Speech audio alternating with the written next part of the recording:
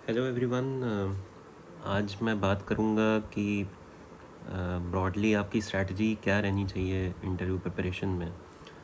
तो ज़्यादा टाइम नहीं है हम लोग के पास, बट जितना है उतना सफिशेंट है। अगर उसे हम सही से यूज़ करें तो आई बिलीव बहुत अच्छी तैयारी हो सकती है आपकी, क्योंकि बहुत ज़्यादा टाइम चाहिए भी नहीं होता है इंटरव्यू प्रिपरेशन के लिए। बट ज़रूरी है कि इधर उधर भटके बिना सही चीज़ पे फोकस किया जाए। तो वो चीज़ हम लोग देखते हैं कि कैसे कर सकते हैं हम। तो एक ब्रॉड डिवीज़न मैंने बनाया हुआ है कि बेसिकली दो पोर्शन होते हैं। किसी भी स्टेज के लिए आप पढ़ें तो स्टैटिक होता है और करंट होता है। तो सेम इंटरव्यू में भी है। तो स्टैटिक में सबसे पहले आएंगे आपके प्रोफाइल बेस्ड क्वेश्चंस। इसको हमें बिल्कुल भी अंडर एस्टिमेट नहीं करना है, क्योंकि मेरे हिसाब से इंटरव्यू का सबसे इम्पोर्टेंट पोर्शन यही है। क्योंकि this is one thing that is 100% in your control. और दूसरी चीज़ ये है कि ये 100% विल बी आस्क्ड। ये चीज़ आप और किसी भी सेक्शन के लिए नहीं बोल सकते हैं, बट ये एक ऐसा सेक्शन है जिसमें ये दोनों चीज़ें अप्लाई होती हैं। ठीक है।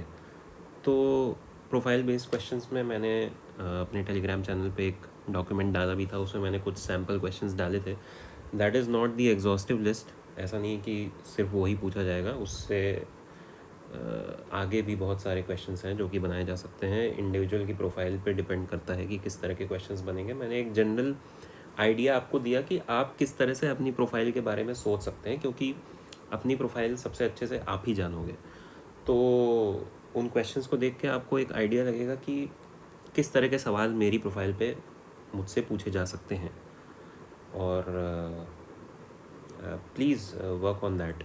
ऐसा नहीं है कि सिर्फ क्वेश्चन पता लग गया तो उससे काम हो गया।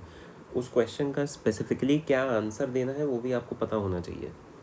तो प्रोफाइल बेस्ड क्वेश्चंस यूजुअली बहुत ही डायरेक्ट होते हैं और उनके 2 से 3 लाइन में आंसर्स जनरली दिए जा सकते हैं। तो आपको बिल्कुल brief to the point answers prepare करके पहले से रख लेने होंगे। आई एम श्योर लोग नोट्स वगैरह बना रहे होंगे, तो आप इसके भी नोट्स बना के रख लीजिएगा। एग्जैक्टली आप वहाँ पे क्या बोलने वाले हैं आपको पता होना चाहिए। तो इस लेवल की प्रिपरेशन ज़रूरी है। तो ये रही प्रोफाइल बेस्ड क्वेश्चंस की बात। फिर आता है इंटरनल सिक्योरिटी। इंटरनल सिक्योरिटी सबको पता है कि बहुत ही इम्पोर्टेंट सेक्शन है इस एग्ज़ाम के लिए। तो इंटरनल सिक्योरिटी में भी मतलब वो लोग जो पैनलिस्ट हैं उन्हें आपकी नॉलेज उतनी टेस्ट नहीं करनी है। By knowledge I mean bookish knowledge. Bookish knowledge से ज़्यादा वो आपकी प्रैक्टिकल नॉलेज और प्रेजेंस ऑफ माइंड अवेयरनेस कितनी है, आपकी ऑन ग्राउंड अवेयरनेस कितनी है, वो चीज़ ज़्यादा वो लोग देखना चाहेंगे, ऐसा मुझे लगता है। तो उसके लिए आपको उसके हिसाब से पढ़ना होगा। तो फॉर एग्ज़ाम्पल अगर आप किसी बॉर्डर स्टेट से हैं या ऐसे स्टेट से हैं जहाँ इंटरनल सिक्योरिटी इश्यूज़ हैं या पास्ट में रहे हैं, कुछ हिस्ट्री रही है, जैसे कि नक्सलाइट इशू पहले काफ़ी ज़्यादा हुआ करता था। आज से 12-15 साल पहले काफ़ी ज़्यादा था, बहुत बड़ी प्रॉब्लम थी इंडिया के लिए। लेकिन आज काफ़ी हद तक हमने कंट्रोल कर लिया है, बट वो सवाल आज भी रेलिवेंट है उतना ही। हो सकता है वो आपसे पूछ लें कि आपके स्टेट में क्यों कम हुआ नक्सलिज़म, कैसे कम हुआ नक्सलिज़म। तो आपको प्रिपेयर्ड रहना पड़ेगा। और इसका भी आंसर क्रिस्प पॉइंट वाइज इस तरह से करके आप प्रिपेयर करेंगे तो बेटर रहेगा। जैसे कि उन्होंने अगर कुछ सवाल पूछ दिया इंटरनल सिक्योरिटी में और आप बोलते हैं कि sir there are 3 reasons for it, तो ये बहुत ही अच्छा इंप्रेशन देता है रादर दैन कि आप सीधा बोलना स्टार्ट कर दें। तो क्योंकि उससे क्लैरिटी ऑफ कॉन्सेप्ट नज़र आती है उनको। यही चीज़ें छोटी छोटी हैं जो आपको दूसरे बच्चों से डिफ्रेंशिएट करेंगी, क्योंकि इतने सारे लोग इंटरव्यू देंगे, इंटरव्यूअर सबसे ऑलमोस्ट वैसे ही सवाल पूछेंगे, तो आप डिफ्रेंशिएट कैसे करोगे खुद को। तो वो ऐसे ही करते हैं कि कुछ चीज़ें आपने दूसरों से बेटर कर ली तो वो चीज़ इंटरव्यूअर के जहन में रह जाती है। आपके लिए भले वो छोटी सी चीज़ हो, लेकिन उनके लिए वो 10 में से शायद कोई एक बच्चा करेगा, या 100 में से शायद कोई 4 लोग करेंगे। तो वो 4 लोग ऑब्वियसली अच्छा इंप्रेशन बना के जाएंगे। तो आप पॉइंट वाइज बोल सकते हैं कि sir there are 3 reasons for this, first is this, secondly this, thirdly this. तो उस तरह से प्रिपेयर करिएगा। उसके बाद फिर रही करंट की बात, तो करंट आई एम श्योर आप लोग सब पढ़ ही रहे होंगे, और आपको लास्ट 3 मंथ्स के तो डेफिनेटली पढ़ने चाहिए अच्छे से। बट इसमें भी कैसे करना है, लोग क्या करते हैं कि मान लीजिए 2-3 न्यूज़पेपर लेके बैठ गए, अब वो दिन में 4 घंटे बैठ के न्यूज़पेपर ही पढ़ रहे हैं, और एकदम छोटे छोटे आर्टिकल्स जिनकी बहुत ज़्यादा रेलेवेंस नहीं है वो भी पढ़ रहे हैं। वो नहीं करना है। तो हम, अब क्वेश्चन आता है कि हम पहचाने कैसे कि क्या पढ़ना है और किस पे कितना टाइम देना है। तो उसके लिए देखिए, सिंपल सा फंडा है, जो चीज़ न्यूज़ में बार बार आ रही है इसका मतलब कि वो रेलेवेंट है, ठीक है। जो आज न्यूज़पेपर में आया फिर अगले 6 महीने तक कभी नहीं आया, वो उतना रेलेवेंट नहीं है, उतना इम्पैक्टफुल नहीं है, ठीक है। तो एग्ज़ाम्पल के तौर पे अभी जो कॉन्फ्लिक्ट चल रही है आप सब लोग जानते हैं उसके बारे में, तो हर रोज़ ही न्यूज़पेपर में उसकी कुछ डेवलपमेंट्स आएंगी, तो ऑब्वियसली वो बहुत बड़ा एक टॉपिक बन जाता है, ठीक है। अब उसके बहुत सारे डायमेंशंस हैं, उसमें आपको सोचना है कि इंडिया स्पेसिफिक क्या है, आपको कैसे असर करेगा, कॉमन पर्सन को कैसे असर करेगा वो, ठीक है। तो उन टर्म्स में हो गई चीज़। उसी तरह से ये वॉर आने के पहले डी डॉलराइजेशन की बात चल रही थी काफ़ी समय से, और रुपी डेप्रिसिएशन की बात चल रही थी। तो ये सारी थीम्स मैं आपको बता रहा हूँ, ये ऐसा नहीं कि एक दिन न्यूज़ में आया फिर आएगा ही नहीं, ये एक दिन आएगा फिर आप देखेंगे उसी सेम वीक में फिर से आ जाएगा। तो ऐसी चीज़ों पे आप फोकस करिए, थीम्स पकड़िए रादर दैन बहुत स्पेसिफिक छोटी छोटी चीज़ें। वो बहुत ज़्यादा फैक्चुअल नहीं होंगे वहाँ पे, उनको एक जनरल अंडरस्टैंडिंग वाला बच्चा चाहिए, और जो एक्सप्रेस कर पा रहा हो अपने थॉट्स। तो उन्हें बहुत डिटेल्ड, बहुत टेक्निकल कुछ भी नहीं चाहिए, ठीक है। उसके बाद फिर आपको पता ही है इंटरनेशनल रिलेशंस मैंने करंट में ही रखा है, क्योंकि ये इतना डायनेमिक सब्जेक्ट है कि करंट वाली चीज़ों पे ही ज़्यादा फोकस रहता है, स्पेशली आज की ग्लोबल सिचुएशन जैसी है, उसमें करंट वाला पोर्शन ही इसका बहुत इम्पोर्टेंट है। तो उस हिसाब से इसको पढ़िएगा। इसके बाद फिर आते हैं स्पीकिंग प्रैक्टिस पे। हाँ, एक और चीज़ मैं बताना चाहूँगा कि ये बेसिकली हमारा यहाँ पे ये पढ़ने वाला पोर्शन है, और इसको मैं बोल सकता हूँ ये बोलने वाला पोर्शन है। तो किस पे कितना फोकस करना है, देखिए मेरे हिसाब से आपको 60-70% ऑफ द टाइम डिवोट करना है पढ़ने में, और I would say 30-40% of time devote करना है स्पीकिंग में, ठीक है। इस रेशियो को लाइटली मत लीजिएगा, लोग समझ नहीं पाते हैं, सिर्फ पढ़ते रहते हैं। स्पेशली जो लोग पहली बार इंटरव्यू में अपीयर हो रहे हैं, देखिए मैं डराने के लिए नहीं बोल रहा हूँ, मैं सिर्फ आपको अवेयर करना चाह रहा हूँ कि आपके साथ वहाँ पे कुछ बुरा ना हो। अगर आपने स्पीकिंग प्रैक्टिस नहीं करी, आप ये सोच रहे हैं कि हम सिर्फ पढ़ते रहें, बहुत पढ़ लेंगे तो वहाँ पे हमारा अच्छा हो जाएगा, अच्छी बात है आप बहुत पढ़ लें, लेकिन अगर आपने स्पीकिंग प्रैक्टिस नहीं करी है तो वहाँ पे जाके आप बिल्कुल ब्लैंक हो सकते हैं। क्यों? उसका रीज़न है, सिंपल रीज़न है कि वो सिचुएशन आपके लिए इतनी नई होगी, और प्रेशर ऑब्वियसली उस दिन का होता ही है, कोई कितना भी कूल हो, काम हो, बट उस दिन प्रेशर फील होता है, ठीक है। तो अगर बिल्कुल नई सिचुएशन, प्रेशर सिचुएशन में आप खुद को पाएंगे तो मुश्किल होगा, ऐसा नहीं कि आप बोल नहीं पाओगे, बट हिचक एक अंदर रहेगी, आप उतना फ्लुएंटली नहीं बोल पाओगे। तो पढ़ना ज़रूरी है डेफिनेटली, आप 70% टाइम दो पढ़ने को, आई डोंट माइंड, बट 30% आपको स्पीकिंग प्रैक्टिस में भी देना पड़ेगा। तो इस चीज़ का ध्यान रखें।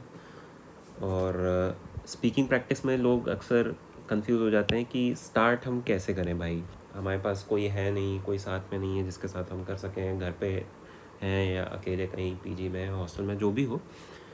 मैं बोल रहा हूँ आपको किसी की ज़रूरत ही नहीं है भाई, खुद से चालू कर दीजिए, ठीक है। और इसमें आप हाँ, इसमें एक और चीज़ का ध्यान रखिएगा कि स्पीकिंग प्रैक्टिस ज़रूरी नहीं है कि सिर्फ बोल के ही हो, सुनने में थोड़ा अजीब लग सकता है, बट बिल्कुल स्टार्टिंग में आप एक काम कर सकते हैं कि मान लीजिए जैसे आपने कोई क्वेश्चन पढ़ा, कोई क्वेश्चन आप प्रिपेयर कर रहे हैं, ठीक है। फॉर एग्जांपल किसी का गैप है करियर में और आपको ये क्वेश्चन प्रिपेयर करना है कि why is there a gap after your graduation, ये आपसे पूछा गया मान लीजिए, ठीक है। तो इस क्वेश्चन के बारे में आँख बंद करके आप पहले सोचिए कि आप, अगर आपसे पूछ दिया गया सच में, तो आप क्या बोलोगे, इसमें एग्जैक्टली क्या बोलोगे, उसको विजुअलाइज करिए, ठीक है। और अगर आपको लग रहा है कि हाँ ठीक ठाक सोच पा रहे हैं तो उसको लिख लीजिए कहीं, एक ड्राफ्ट आंसर की तरह आपका हो जाएगा। फिर आप दोबारा से उसको देखिए, जो आपने लिखा है दोबारा से उसको देखिए और सोचिए कि अब इसको और कैसे बेटर किया जा सकता है। और बेटर करने में क्या आता है, और बेटर करने में उसको और ब्रीफ किया जा सकता है, उसको और टू द पॉइंट किया जा सकता है। जो इररेलेवेंट चीज़ आपने लिखी हो, जो गैप से कंसर्न ना हो, उसको आप हटा सकते हैं, ठीक है। तो ये होता है आंसर को बेटर करना। तो मेरे कहने का मतलब है कि यहाँ से स्टार्ट होता है, आप क्वेश्चंस के आंसर्स विजुअलाइज करना स्टार्ट करिए, फिर उनको बोलना स्टार्ट करिए। एक बार आपने ड्राफ्ट आंसर लिख लिया ना, फिर से अपने आप से वही सवाल करिए, why was there a gap in your CV, ठीक है। तो फिर आप उसको बोलिए, अपने से ही बोलिए कि जो भी आपने आंसर लिखा हो, ठीक है। उसके बाद नेक्स्ट स्टेप होगा कि आप शीशे के सामने बैठ जाइए और जो भी आपका आंसर है उसको आप पहले क्वेश्चन बोलिए और फिर अपने से आंसर बोलिए। तो ये काम तो आप अपने साथ ही कर सकते हो। और बिलीव मी, अगर आपने ये 7 दिन 10 दिन बैठ के कर लिया ना हर रोज़, 15 से 20 मिनट भी, मतलब डेली के 3-4 क्वेश्चन भी आपने अगर बोल के ऐसे प्रैक्टिस करें ना, तो 7 दिन 10 दिन के बाद आपका कॉन्फिडेंस डे ज़ीरो से बहुत हाई होगा। इस चीज़ को आप करके देखिएगा और आपको डिफरेंस फील होगा। It is much better than not doing anything. आपको लग रहा है कि आप साथ ही ढूंढते रहो या मॉक्स ही ढूंढते रहो, आपको नहीं मिल रहे हैं, इंतज़ार नहीं करना है। जो रिसोर्सेज आपके पास हैं, आप तो खुद हो ना भाई अपने पास हमेशा, उसी से चालू हो जाओ। स्टार्ट करने के लिए बहुत अच्छा तरीका है, ठीक है। बाकी जिन लोगों के पास फ्रेंड्स हैं, फैमिली में कोई भाई बहन है या मम्मी पापा हैं जो मतलब पूछ सकें आपसे, उसमें कुछ नहीं करना उन्हें, आप क्वेश्चन का सेट बना के उनको दे दीजिए और उनको बोल दीजिए कि बस पूछते रहें। तो उनके साथ आप प्रैक्टिस करिए। उससे क्या होगा कि एक आई कांटेक्ट के साथ आंसर देने की आपकी प्रैक्टिस हो जाएगी और किसी के सामने बोलने वाला जो हेजिटेशन एक होता है वो कम हो जाएगा। प्लस कोई दूसरा पर्सन आपको सुनेगा तो वो आपकी कमी बता सकता है कि आप हिचक रहे हो या आप फ्लुएंटली नहीं बोल रहे हो या ऊ आ बोलते समय हो जा रहा है। ये सब चीज़ें अवॉइड करनी होती हैं। वो शायद आपकी आदत में होगा तो आपको बोलते समय फ़ील ना हो, बट सामने वाले को तुरंत फ़ील हो जाता है, ठीक है। तो जिनके पास ये प्रिविलेज है वो बिल्कुल ऐसे प्रैक्टिस करें। और लास्ट में आता है मॉक्स। तो मॉक्स का वही है, आपको पता है कि मतलब बिल्कुल लास्ट का वेट नहीं करना है। इनफैक्ट मैं सजेस्ट नहीं करता कि एग्ज़ाम के आप एक दिन पहले मॉक दे रहे हैं, वो बिल्कुल भी मैं सजेस्ट नहीं करता, क्योंकि अगर वो अच्छा नहीं हुआ तो वो आपके दिमाग में रह जाएगा। तो एग्ज़ाम के 4-5 दिन पहले मॉक देना बंद कर देना चाहिए। तो आप उसी हिसाब से प्लान कर लीजिएगा। मॉक भी बहुत ज़्यादा भी नहीं देने चाहिए, मैं ये भी बोलूँगा। मॉक्स एक लिमिट तक ही देने चाहिए, क्योंकि एक लिमिट के बाद फिर वो फ़ायदा करना बंद कर देते हैं, मतलब वो फिर बात बराबर ही है। मॉक्स होते किस लिए हैं बेसिकली, एक तो आपकी स्पीकिंग प्रैक्टिस होती है, ठीक है, इन एग्ज़ाम एनवायरनमेंट, ठीक है। स्पीकिंग प्रैक्टिस तो आप अपने से भी कर लोगे, लेकिन एग्ज़ाम एनवायरनमेंट मॉक में मिलेगा आपको। दूसरा है कि आपको फीडबैक थोड़ा प्रोफेशनल मिल जाएगा, ठीक है। और तीसरा जो सबसे इम्पोर्टेंट, सबसे बड़ा है कि आपका कॉन्फिडेंस बिल्ड होगा। इंटरव्यू मेरे हिसाब से भाई, मेरे से कोई पूछे तो 80% कॉन्फिडेंस और 20% नॉलेज का गेम है। तो क्योंकि वो रिफ्लेक्ट होता है यार, आप वो जो पैनलिस्ट होते हैं ना, वो इतने एक्सपीरियंस लोग होते हैं कि वो देख के समझ जाएंगे कि ये लड़का या लड़की ऑफिसर बनने लायक है कि नहीं है, उसकी पर्सनालिटी वैसी है कि नहीं है। तो वो कैसे, वो कॉन्फिडेंस आपके चेहरे पे दिखता है। ओवर कॉन्फिडेंट ऑफ कोर्स नहीं होना है। ओवर कॉन्फिडेंट होना थोड़ा मुश्किल भी होता है इंटरव्यू में, क्योंकि भाई मतलब डर तो सबको ही लगता है।